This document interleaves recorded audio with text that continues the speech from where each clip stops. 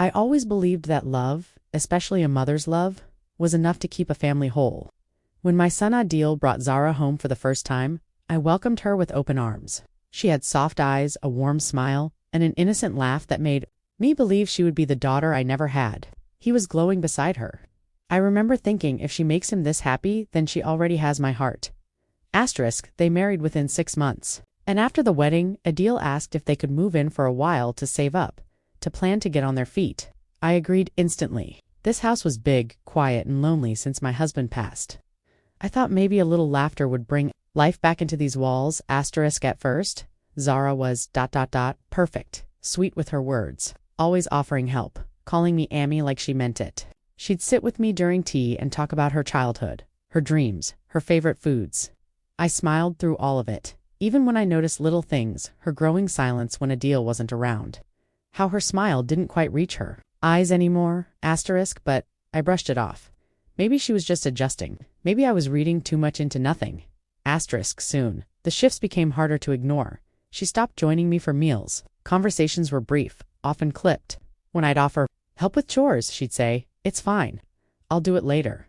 Then roll her eyes when she thought I wasn't looking. The warmth disappeared. The laughter stopped. Still. I stayed silent for Adil's sake. He looked happy, and I didn't want to be the reason that changed. Then came the little insults masked as jokes. I'd cook Adil's favorite dishes, and Zara would comment, "No wonder he still acts like a child. You never stopped babying him." I laughed nervously the first few times, but her tone sharpened with each passing day.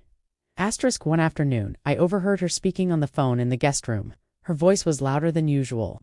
I wasn't eavesdropping, it was impossible not to hear. She laughed and said, "I feel like I'm trapped in some old Pakistani drama, living with a woman stuck in the last century." My heart clenched. I stood frozen, trying to decide whether to walk away or confront her, but I did neither.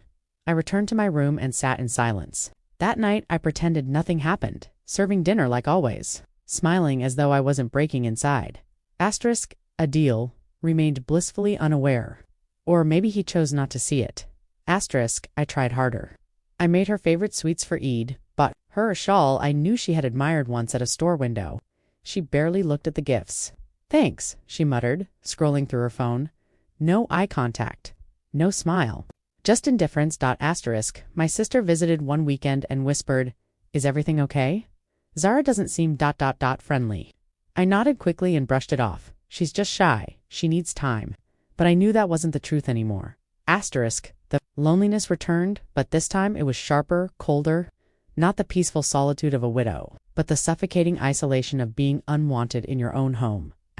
One evening, I walked into the living room and found Zara laughing on a video call. When she noticed me, she stopped immediately and whispered, "I'll call you back." Her eyes narrowed. I didn't ask anything, just smiled and walked past. I heard her say under her breath, "Creepy." My heart dropped, but I held on to what little dignity I had left. Maybe she was stressed. Maybe she missed her own mother. I tried to find excuses for her cruelty, because accepting the truth that she didn't just dislike me, but loathed me was too painful. It was during those quiet nights, lying alone in my room, that I started to feel its resentment, not toward Zara, toward myself, for letting her treat me like a burden, for staying silent, for pretending everything was okay when it clearly wasn't. But I loved my son, and I still believed that if I just held on a little longer, if I showed her love and respect, she would soften. I was wrong. So very wrong. It was their second anniversary. I woke up early, excited, determined to make the day special. I cooked Adil's favorite dishes, decorated the dining table with candles, even ironed Zara's favorite dress and left it neatly folded on their bed. I wasn't trying to win her over anymore. I just wanted peace, a kind moment, something to remind her that this home could still feel like family. When she walked in that evening, she looked around once and sneered, "What is this? A funeral setup?" She dropped her bag on the chair like it didn't matter that I'd spent hours trying to make everything perfect. I opened my mouth to respond, but she was already heading upstairs. Not even a hello. Not even a glance. Later, her friends came over, 2 of them, loud, dripping with judgment. I kept my distance, but I could hear everything from the kitchen. Zara's voice rose above theirs, laughing. "She just sits around like a relic, haunting the house. I swear I can't breathe when she's nearby." One of them snorted. Why don't you just tell Adil you want out? And Zara replied, not yet. Let him keep thinking I'm the perfect wife until I get what I want. Asterisk, I stood there, hands shaking, a pot of korma burning behind me. My chest ached, not just from her words, but from how easily they came. Asterisk, when the guests left, I confronted her, quietly, calmly. I asked, what have I done to you, Zara? Why do you hate me? Asterisk. She turned. No hesitation, no mercy. Asterisk, you want to know? Fine, you're an old witch. You hang around like some disease I can't get rid of. Up with you because of a deal. You think you matter. You're just dead weight. A leftover from some other time. Asterisk, each word hit harder than the last. I didn't cry, I didn't scream. I simply turned and walked away. My ears rang from the silence that followed. Asterisk, that night, I stayed in my room. I didn't eat. I didn't sleep. I stared at the ceiling, wondering how I had become the villain in my own home. I questioned everything, my worth, my role, my decision to stay silent for so long. Then I heard laughter downstairs. It was past midnight. Asterisk. I moved quietly to the hallway. The light from the kitchen spilled into the corridor. I heard her voice. Soft and flirtatious, not the tone she used with Adil anymore. Asterisk, a man replied. I didn't recognize the voice. Asterisk, I didn't make a sound. I stood behind the hallway wall, listening. Asterisk, don't worry, Zara giggled. He's clueless. Still thinks I'm working overtime, asterisk, and the house. The man asked. Asterisk, she laughed again. Once he sells it, we're set. He won't even know what hit him. The words were clear, calculated, cold. I stepped back, heart pounding. My hands shook as I held my phone and pressed record, capturing the rest of their conversation. Her plans, her betrayal. Her complete disregard for Adiland. For me, in that moment, any illusion I had left shattered. She wasn't just cruel. She was calculated, manipulative, dangerous. Asterisk, this wasn't about dislike. It wasn't about two women clashing in one household. It was about greed. Control. Asterisk, destruction. Asterisk, I saved the recording, backed it up twice, and sat in the dark. Morning felt like a world away, but I knew what I had to do. I had stayed silent long enough. I spent the entire next morning debating with myself. Should I tell Adil? Would he believe me? Or at least he thought he did. I didn't want to be the reason. He suffered, but if I stayed quiet, he'd lose far more. Asterisk, I called my childhood friend, someone I trusted. I played the recording for her. She went silent for a long moment, then said, you know what you have to do? Don't protect her lies. Asterisk, that afternoon, I tried to talk to Adil. I asked him if he was happy. He smiled, distracted, scrolling. Through his phone. Of course, Amy. Why do you ask? I wanted to show him everything right then, but I stopped. Not yet. Not like this. Asterisk, 2 days later. I walked into the kitchen and saw Zara with him. Not Adil, the man from the recording. Asterisk, he had his hand on her waist. She didn't pull away. Asterisk, I froze. She didn't notice me at first. Then her eyes met mine, and for a split second, I saw fear. Then it vanished. She smiled. Not the kind that hides shame, the kind that says, do something. Asterisk, I backed away quietly. That night, I bought a small camera online, installed it in the kitchen when no one was home. If she was bold enough to bring him into my house, she wouldn't stop there. Asterisk, over the next week, I recorded everything. Her phone calls, stolen kisses, the lies she told Adil on speakerphone while texting someone else. I labeled each clip by date. I created a folder. I wrote a letter, asterisk, and on a rainy evening while Adil was working from home, I placed the folder on his desk. No explanation, no lecture. Just one line. Asterisk, I never wanted to break your heart, but she already has. His eyes wide. He held the USB in his hand like it burned. Asterisk, is this real? He asked.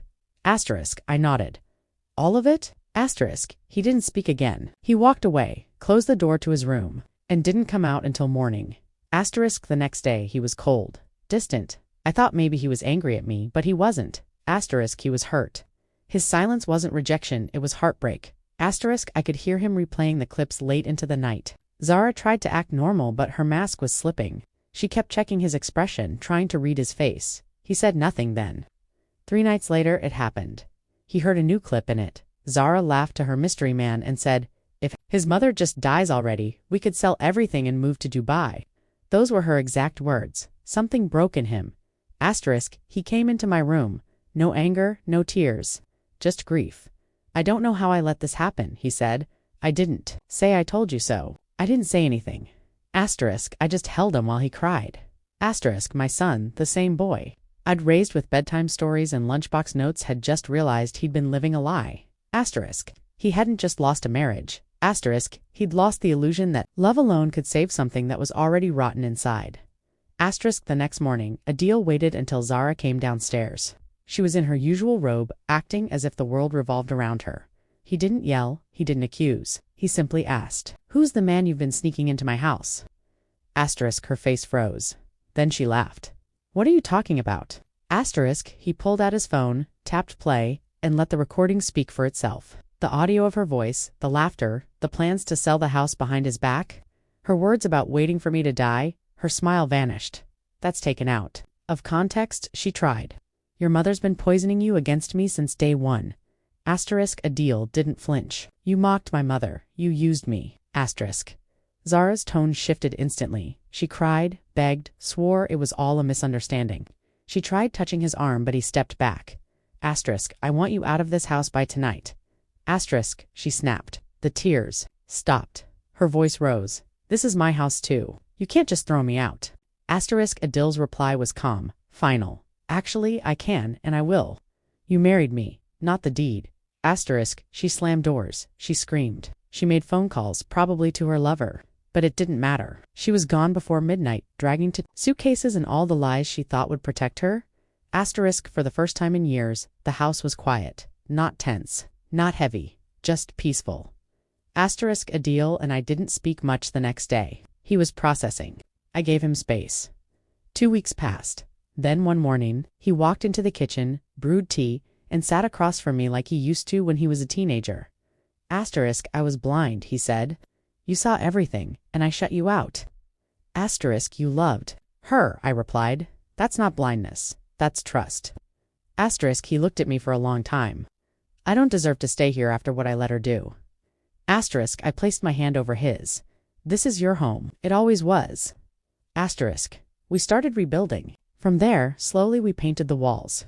We donated the things Zara had left behind. It was symbolic letting go of what didn't serve us anymore. Weeks turned into months. Then, one evening, there was a knock at the door. It was Zara. She looked thinner, angrier, bitter. Asterisk, I want to talk, she said, trying to push past Adil. He blocked the doorway. We have nothing to say. Asterisk, she threatened lawyers. She left with nothing. That was the last we saw of her. Months later, a letter arrived. Not from Zara, but from a lawyer. Apparently, Zara had left her child behind with her parents when she stormed off. The child had been asking for a deal. More specifically, for me, asterisk, I want to stay with Grandma. The note inside read, simple. Innocent tears welled in my eyes. It was a strange feeling losing so much, then gaining something pure in return. A second chance, a clean bond unspoiled by lies. Asterisk, Adil agreed. Crayons on the walls, laughter echoing in the halls. Asterisk, my love had not gone to waste. It had just taken a different path, and this time it came back home.